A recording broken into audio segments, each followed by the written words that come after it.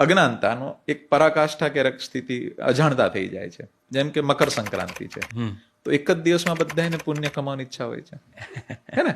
બધાને એક જ દિવસમાં લાડવા, લાપસી, ગોળ બધું જ ખવડાવવું હોય છે, અને પાછું પોતાના હાથથી જ ખવડાવવું હોય છે.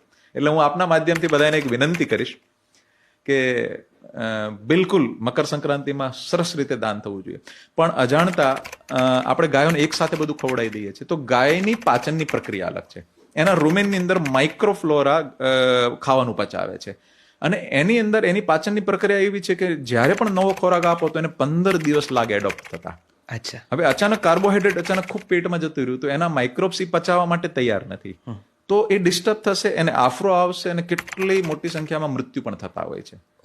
એટલે અજાણતા પુણ્ય કરતા કરતા પાપ થઈ જાય. એટલે અમે મકર સંક્રાંતિ માટે વિશેષ આપના માધ્યમથી બધાને વિનંતી કરીએ છીએ કે ગૌશાળા જે પણ રાખે અને જે લોકોને દાન પુણ્ય કરવું હોય તો જ્ઞાનથી ઉપર આવજો. શું કરવાનું કે ભાઈ ત્યાં જઈને છે ને એમ કહેવાનું કે એક સાથે ગોળ નહીં ખવડાવી, આપણે મહિનાનો એક સાથે ગોળ આપી દઈએ, થોડો થોડો કરીને ખવડાવજો.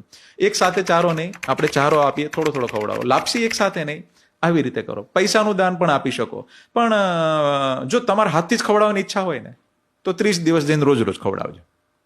આપના માધ્યમથી એક બીજી વાત કહીશ બધા ગૌપાલકોને અને બધા શહેરવાસીઓને કે કોઈ પણ ચારો કે દાણ પણ ચેન્જ કરવું હોય ને તો પણ 15 દિવસ લાગે છે. આજે 5% બદલવાનું, પછી 5%, પછી 5%, 10 થી 15 દિવસમાં જે એડોપ્ટ થાય એ સારું પરિણામ હોય છે. ઘણી વખત શહેરોની ગાયો અચાનક બહાર કોઈ એક જગ્યાએ જાય ને અને મૃત્યુ થાય.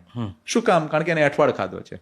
હવે એઠવાડ ખાધેલી ગાયને ગમે એવો સરસ મજાનો ઘાસચારો આપશે ને તો એ તે ગાયનું મૃત્યુ નિશ્ચિત ઓલમોસ્ટ હોય છે. કેમ કે એનું રૂમેન એઠવાડ માટે એ સેટલ થઈ ગયું હોય છે. તો એને ધીરે ધીરે પેલા એઠવાડમાંથી પાકેલું ભોજન દેવું પડશે. જ્યારે એને શિફ્ટ કરીએ છીએ શહેરમાંથી બહાર, અચાનક પકડીને લઈ જઈએ છીએ બહાર, તો એની માટે એને પહેલા 5% ઘાસચારો આપો, પછી 10% આપો, 20% આપો. 25 દિવસની સાયકલ એને લઈ જશો તો મોર્ટેલિટી રેશિયો નહીં આવે. બરાબર છે.